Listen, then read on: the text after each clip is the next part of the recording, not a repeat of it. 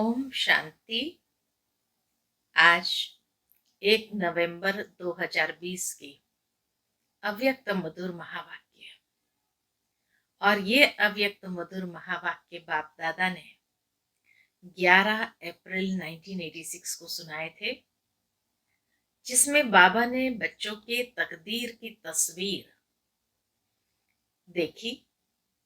जैसे दुनिया में कोई तस्वीर बनाने वाला होता है और वो बहुत सुंदर तस्वीर बनाता है तो उसकी मूल्य बहुत अधिक हो जाती है। और कोई होता है जो साधारण बना देता है। सामग्री वही होती है, चीजें वही होती है, लेकिन बनाने पर आधार है। ऐसे ही बाप दादा भी एक ही प्रकार की तकदीर बच्चे बनाएं, उसके लिए ये श्रेष्ठ ज्ञान देते हैं। परंतु उस ज्ञान की धारणा से और स्मृति की शक्ति से हर एक की तस्वीर अपनी अपनी बन जाती है। सुनते हैं बाबा के मधुर महावाक्य। आज की मुरली का शीर्षक है श्रेष्ठ तकदीर की तस्वीर बनाने की युक्ति। आज तकदीर बनाने वाले बाप दादा सभी बच्चों की श्रेष्ठ तकदीर की तस्वीर देख रहे हैं। तकदीरवान सभी बने हैं, लेकिन हर एक के तकदीर की तस्वीर की झलक अपनी अपनी है। जैसे कोई भी तस्वीर बनाने वाले तस्वीर बनाते हैं तो कोई तस्वीर हजारों रुपए के दाम की अमूल्य होती है, कोई साधारण भी होती है। यहाँ बाप दादा द्वारा मिले हुए भाग्य को, तकदीर को तस्वीर में लाना अर्थात प्रैक्टिकल जीवन में लाना। तस्वीर बनाना माना प्रैक्टिकल जीवन में लाना, इसमें अंतर हो जाता है। तकदीर बनाने वाले ने एक ही समय और एक ने ही सभी को तकदीर बांटी, लेकिन तकदीर को तस्वीर में लाने वाली हर आत्मा भिन्न भिन्न होने के कारण जो तस्वीर बनाई है उसमें नंबरवार दिखाई दे रहे हैं। कोई भी तस्वीर की विशेषता किन आधार पर होती है? तो बाबा कहे कोई भी तस्वीर की विशेषता नैन और मुस्कुराहट होती है। इन दो विशेषताओं से ही तस्वीर का मूल्य होता है। तो यहाँ भी तकदीर के तस्वीर की यही दो विशेषताएं हैं। नैन अर्थात हमारे नैन में क्या होना चाहिए? रूहानी विश्व कल्याणी, रहम दिल, पर उपकारी दृष्टि। अगर दृष्टि में यह विशेषताएं हैं तो भाग्य की तस्वीर श्रेष्ठ है। मूल बात है दृष्टि और मुस्कुराहट, चेहरे की चमक। दृष्टि, मुस्कुराहट और चेहरे की चमक, यह है सदा संतुष्ट रहने की। दृष्टि में तो क्या होना चाहिए? परोपकारी, विश्व कल्याणी, रहम दिल। लेकिन मुस्कुराहट और चेहरे में सदा संतुष्ट रहने की, संतुष्टता और प्रसन्नता की झलक। इसी विशेषताओं से सदा चेहरे पर रूहानी चमक आती है, रूहानी मुस्कान अनुभव होती है। ये दो विशेषताएं ही तस्वीर का मूल्य बढ़ा देती है, संतुष्टता और प्रसन्नता। तो आज यही देख रहे थे। तकदीर की तस्वीर तो सभी ने बनाई है। तस्वीर बनाने की कलम बाप ने सबको दी है। वह कलम है श्रेष्ठ स्मृति, श्रेष्ठ कर्मों का ज्ञान। श्रेष्ठ कर्म और श्रेष्ठ संकल्प अर्थात स्मृति, इस ज्ञान की कलम द्वारा हर आत्मा अपने तकदीर की तस्वीर बना रही है और बना भी ली है। तस्वीर तो बन गई है, नैन चैन भी बन गए हैं। अब लास्ट टचिंग है संपूर्णता की, बाप समान बनने की। डबल विदेशी चित्र बनाने ज्यादा पसंद करते हैं ना, वो पेंटिंग्स को ज्यादा पसंद करते हैं। तो बाप दादा भी आज सभी की तस्वीर देख रहे हैं। हर एक अपनी तस्वीर देख सकते हो ना, पूछ रहे बाबा कि हर एक अपनी तस्वीर देख सकते हैं ना, कि कहां तक तस्वीर मूल्यवान बनी है। सदा अपनी इस रूहानी तस्वीर को देख अब क्या करना है। बाबा कहे सदा अपनी इस रूहानी तस्वीर को देख, इसमें संपूर्णता लाते रहो। यही अभी फाइनल टचिंग देनी है संपूर्णता की। विश्व की आत्माओं से तो श्रेष्ठ भाग्यवान कोटों में कोई, कोई में भी कोई अमूल्य व श्रेष्ठ भाग्यवान तो हो ही, लेकिन एक है श्रेष्ठ, दूसरे हैं श्रेष्ठ ते श्रेष्ठ। तो श्रेष्ठ बने हैं वह श्रेष्ठ ते श्रेष्ठ बने हैं, ये चेक करना है। समझा? अब डबल विदेशी रेस करेंगे ना, आगे नंबर लेना है, वह आगे वालों को देख खुश होना है। देख देख खुश होना भी आवश्यक है, लेकिन स्वयं पीछे होकर नहीं देखो। साथ साथ होते दूसरों को भी देख हर्षित हो चलो। स्वयं भी आगे बढ़ो और पीछे वालों को भी आगे बढ़ाओ। इसी को ही कहते हैं पर उपकारी। यह पर उपकारी बनना इसकी विशेषता है। ये पर उपकारी बनना इसकी विशेषता है। कौन सी विशेषता? स्वार्थ भाव से सदा मुक्त रहना। हर परिस्थिति में, हर कार्य में, हर सहयोगी संगठन में जितना निस्वार्थपन होगा उतना ही पर उपकारी होगा। स्वयं सदा भरपूर अनुभव करेगा, सदा प्राप्ति स्वरूप की स्थिति में होगा, तब पर उपकारी की लास्ट स्टेज अनुभव कर और करा सकेंगे। तो निस्वार्थपना और भरपूरता, तब बाबा कहे सर्व प्राप्तियों से जब भरपूर होंगे तब पर उपकारी सहज बन सकेंगे, खुद भी अनुभव करेंगे और को भी करा सकेंगे। जैसे ब्रह्मा बाप को देखा, लास्ट समय की स्थिति में उपराम और पर उपकार, यह विशेषता सदा देखी। स्व के प्रति कुछ भी स्वीकार नहीं किया, न महिमा स्वीकार की, न वस्तु स्वीकार की, न रहने का स्थान स्वीकार किया। स्थूल और सूक्ष्म सदा पहले बच्चे, इसको कहते हैं पर उपकारी। यही संपन्नता की, संपूर्णता की निशानी है। समझा? मुरलियां तो बहुत सुनी, अब मुरलीधर बन सदा नाचते और नचाते रहना है। मुरली से सांप के विष को भी समाप्त कर लेते हैं। तो ऐसा मुरलीधर हो जो किसी का कितना भी कड़वा स्वभाव संस्कार हो उसको भी वश कर दे, अर्थात उससे मुक्त कर नचा दे।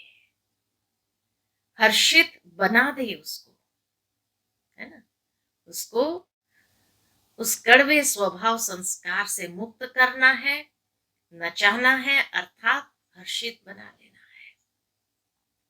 अभी यह रिजल्ट देखेंगे कि कौन कौन ऐसे योग्य मुरलीधर बनते हैं। मुरली से भी प्यार है, मुरलीधर से भी प्यार है, लेकिन प्यार का सबूत है जो मुरलीधर की शुभ आशा है हर बच्चे प्रति, वह प्रैक्टिकल में दिखाना। प्यार की निशानी है जो कहा वह करके दिखाना। ऐसे मास्टर मुरलीधर हो ना, बनना ही है। अब नहीं बनेंगे तो कब बनेंगे? करेंगे यह ख्याल नहीं करो, करना ही है। हर एक यही सोचे, हम नहीं करेंगे तो कौन करेगा? हमको करना ही है, बनना ही है, कल्प की बाजी जीतनी ही है। पूरे कल्प की बात है तो फर्स्ट डिवीजन में आना है, यह दृढ़ता धारण करनी है। कोई नई बात कर रहे हो क्या? कितना बार की हुई बात है। बाबा कहे कितना बार की हुई बात को सिर्फ लकीर के ऊपर लकीर खींच रहे हो। ड्रामा की लकीर खींची हुई है, नई लकीर भी नहीं लगा रहे हो। जो सोचो कि पता नहीं सीधी होगी व नहीं, कल्प कल्प की बनी हुई प्रारब्ध को सिर्फ बनाते हो, क्योंकि कर्मों के फल का हिसाब है। बाकी नई बात क्या है? ये तो बहुत पुरानी है, हुई पड़ी है। यह है अटल निश्चय।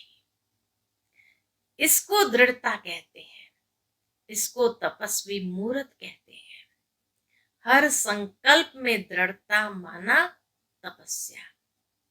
अच्छा, बाप दादा हाईएस्ट होस्ट भी है और गोल्डन गेस्ट भी है।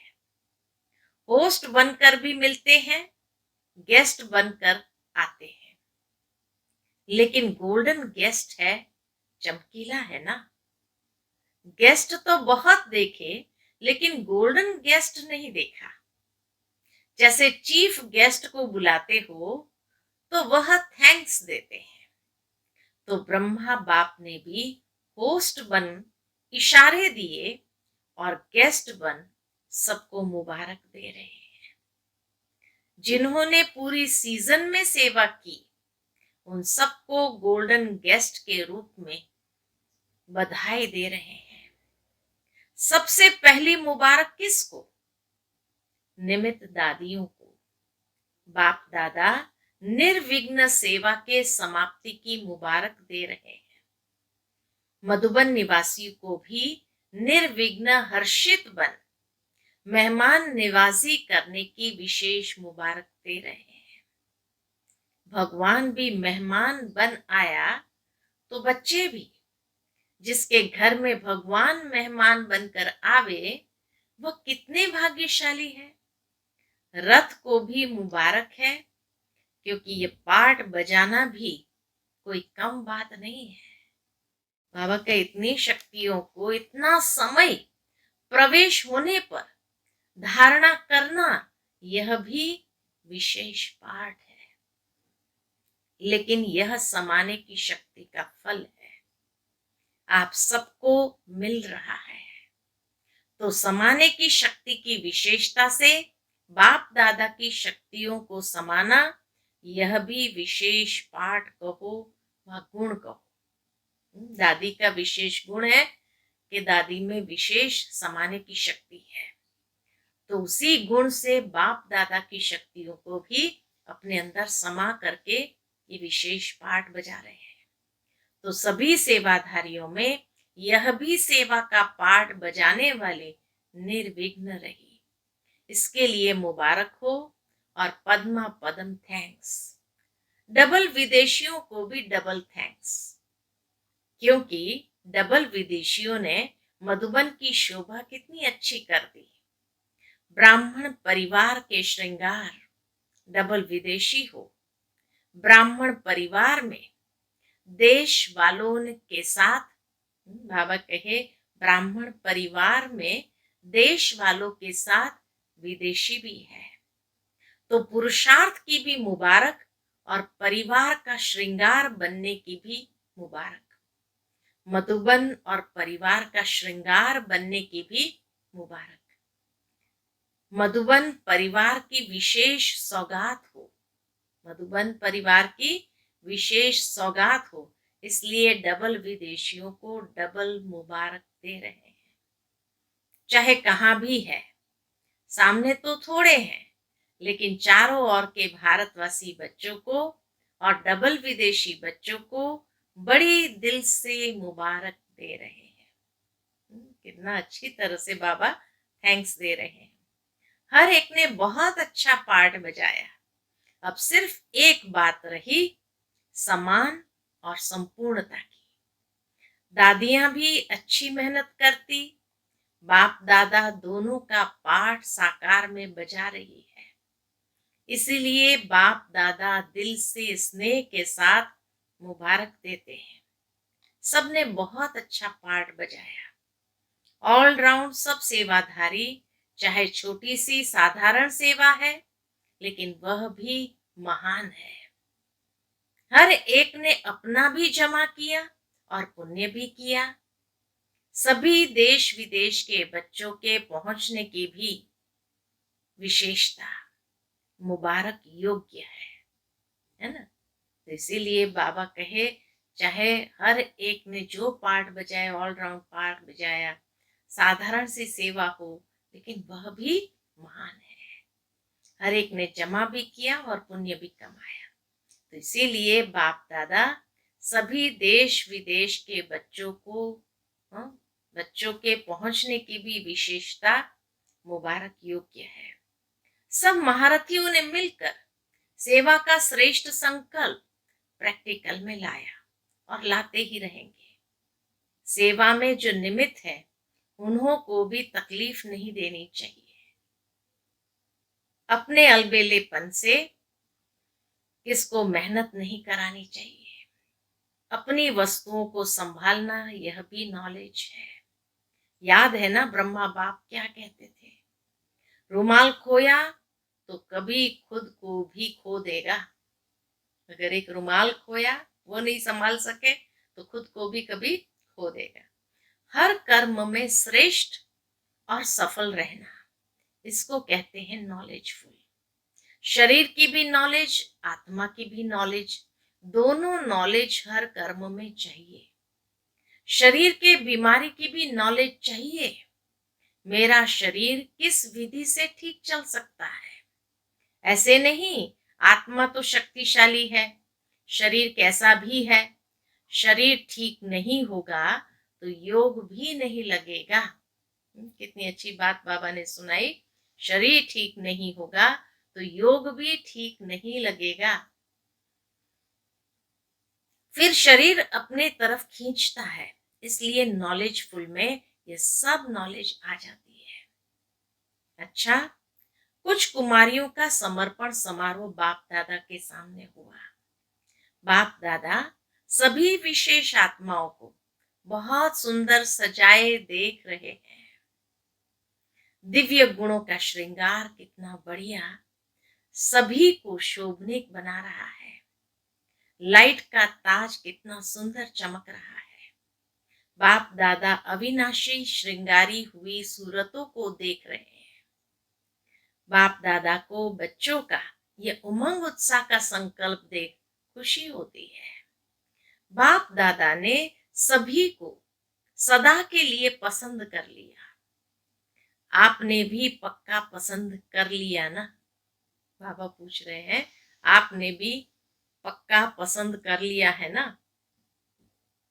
दृढ़ संकल्प का हथियाला बंध गया। बाप दादा के पास हरेक के दिल के स्नेह का संकल्प सबसे जल्दी पहुंचता है। अभी संकल्प में भी यह श्रेष्ठ बंधन ढीला नहीं होगा। संकल्प में भी यह श्रेष्ठ बंधन कभी ढीला नहीं होगा। इतना पक्का बांधा है ना, कितने जन्मों का वायदा किया। यह ब्रह्मा बाप के साथ सदा संबंध में आने का पक्का वायदा है और गारंटी है कि सदा भिन्न नाम रूप संबंध में 21 जन्म तक तो साथ रहेंगे ही। तो कितनी खुशी है। हिसाब कर सकती हो। इसका हिसाब निकालने वाला कोई नहीं निकला है।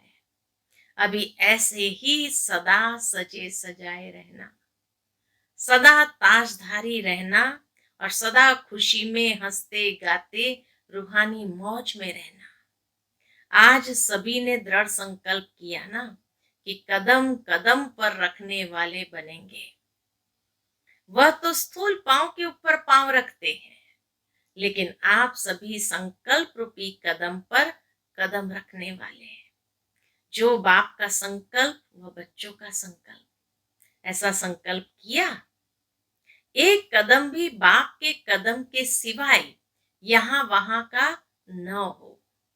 हर संकल्प समर्थ करना, अर्थात बाप के समान कदम के पीछे कदम रखना। अच्छा, फिर विदेशी भाई बहनों से बाबा की मुलाकात है। जैसे विमान में उड़ते उड़ते आए, ऐसे बुद्धि रूपी विमान भी इतना ही फास्ट उड़ता रहता है ना, क्योंकि वह विमान सरकमस्टेंस के कारण नहीं भी मिले, लेकिन बुद्धि रूपी विमान सदा साथ है और सदा शक्तिशाली है। तो सेकंड में जहां चाहे वहां पहुंच जाए। तो इस विमान के मालिक हो ना। सदा यह बुद्धि का विमान एवर रेडी हो, अर्थात सदा बुद्धि की लाइन क्लियर हो। बुद्धि सदा ही बाप के साथ शक्तिशाली हो, तो जब चाहेंगे तब सेकंड में पहुंच जाएंगे।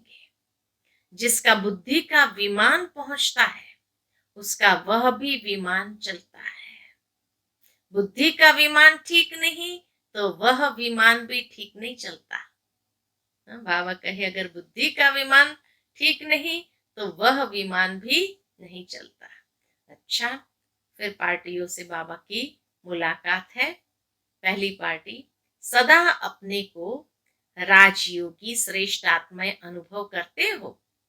राजयोगी अर्थात सर्व कर्मेंद्रियों के राजा। राजा बन कर्मेंद्रिय को चलाने वाले, न कि कर्मेंद्रिय के वश चलने वाले। जो कर्मेंद्रियों के वश चलने वाले हैं उनको प्रजा योगी कहेंगे।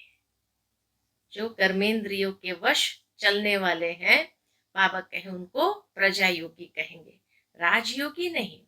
जब ज्ञान मिल गया कि यह कर्मेंद्रियां मेरे सेवाधारी है, ये कर्मेंद्रियां मेरे कर्मचारी है, मैं मालिक हूं, तो मालिक कभी सेवाधारियों के वश नहीं हो सकता है। कितना भी कोई प्रयत्न करे, लेकिन राजयोगी आत्माएं सदा श्रेष्ठ रहेगी। सदा राज्य करने के संस्कार अभी राजयोगी जीवन में भरने हैं। कुछ भी हो जाए, यह टाइटल अपना सदा याद रखना कि मैं राजयोगी हूं। सर्वशक्तिवान का बल है, भरोसा है, तो सफलता अधिकार रूप में मिल जाता है ना। सर्वशक्तिवान का बल है, भरोसा है, तो सफलता अधिकार रूप में मिल जाता है। अधिकार सहज प्राप्त होता है, मुश्किल नहीं होता। सर्व शक्तियों के आधार से हर कार्य सफल हुआ ही पड़ा है। सदा फकूर रहे कि मैं दिल तख्त नशीन आत्मा हूं। ये फकूर अनेक फिक्रों से पार कर देता है।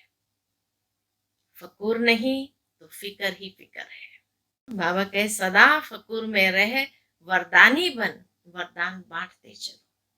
स्वयं संपन्न बन, औरों को संपन्न बनाना है। औरों को बनाना अर्थात स्वर्ग के सीट का सर्टिफिकेट देते हो। कागज का सर्टिफिकेट नहीं, अधिकार का। फिर दूसरी पार्टी से, हर कदम में पद्मों की कमाई जमा करने वाले अखुट खजाने के मालिक बन गए, ऐसे खुशी का अनुभव करते हो। क्योंकि आजकल की दुनिया है ही धोखेबाज। धोखेबाज दुनिया से किनारा कर लिया, धोखे वाली दुनिया से लगाव तो नहीं। सेवा, अर्थ, कनेक्शन दूसरी बात है, लेकिन मन का लगाव नहीं होना चाहिए। तो सदा अपने को तुच्छ नहीं, साधारण नहीं, लेकिन श्रेष्ठ आत्मा है, सदा बाप के प्यारे हैं, इसी नशे में रहो। जैसा बाप वैसे बच्चा, कदम पर कदम रखते अर्थात फॉलो करते चलो तो बाप समान बन जाएंगे। समान बनना अर्थात संपन्न बनना, ब्राह्मण जीवन का यही तो कार्य है। फिर तीसरी ग्रुप के साथ बाबा की मुलाकात। सदा अपने को बाप के रूहानी बगीचे के रूहानी गुलाब समझते हो। सबसे खुशबू वाला पुष्प गुलाब होता है। गुलाब का जल कितने कार्यों में लगाते हैं, रंग रूप में भी गुलाब सर्वप्रिय है। तो आप सभी रूहानी गुलाब हो। आपकी रूहानी खुशबू औरों को भी स्वतः ही आकर्षण करती है। कहाँ भी कोई खुशबू की चीज होती है तो सबका अटेंशन स्वतः ही जाता है। तो आप रूहानी गुलाबों की खुशबू विश्व को आकर्षित करने वाली है, क्योंकि विश्व को इस रूहानी खुशबू की आवश्यकता है। इसलिए सदा स्मृति में रहे कि मैं अविनाशी बगीचे का अविनाशी गुलाब हूं, कभी मुरझाने वाला नहीं, सदा खिला हुआ। ऐसे खिले हुए रूहानी गुलाब सदा सेवा में स्वतः ही निमित्त बन जाते हैं। याद की, शक्तियों की, गुणों की यह सब खुशबू सबको देते रहो। स्वयं बाप ने आकर आप फूलों को तैयार किया है तो कितने सिकी लदे हैं। स्वयं बाप ने आकर के तैयार किया है तो बाबा कहे कितने सिकी लदे हैं। समझा? अच्छा, मीठे मीठे सिकी लदे बच्चों प्रति माता पिता बाप दादा का याद प्यार, गुड मॉर्निंग और नमस्ते। हम सब रूहानी बच्चों की रूहानी माता पिता बाप दादा को याद प्यार, गुड मॉर्निंग और नमस्ते नमस्ते नमस्ते। आज के मुरली से मीठा वरदान है, न्यारे और प्यारे बनने का राज जानकर राजी रहने वाले राजयुक्त भव। न्यारे और प्यारे बनने का राज जानकर राजी रहने वाले राजयुक्त भव। जो बच्चे प्रवृत्ति में रहते न्यारे और प्यारे बनने का राज जानते हैं, वह सदा स्वयं भी स्वयं से राजी रहते हैं, प्रवृत्ति को भी राजी रखते हैं। साथ साथ सच्ची दिल होने के कारण साहेब भी सदैव उन पर राजी रहता है। ऐसे राजी रहने वाले राजयुक्त बच्चों को अपने प्रति व अन्य किसी के प्रति किसी को काजी बनाने की जरूरत नहीं रहती। किसी को काजी बनाने की जरूरत नहीं रहती, क्योंकि वह अपना फैसला अपने आप कर लेते हैं। इसलिए उन्हें किसी को काजी, वकील या जज बनाने की जरूरत ही नहीं। आज का स्लोगन है, सेवा से जो दुआएं मिलती है वह दुआएं ही तंदुरुस्ती का आधार है। वह दुआएं ही तंदुरुस्ती का आधार है। अच्छा, ओम शांति।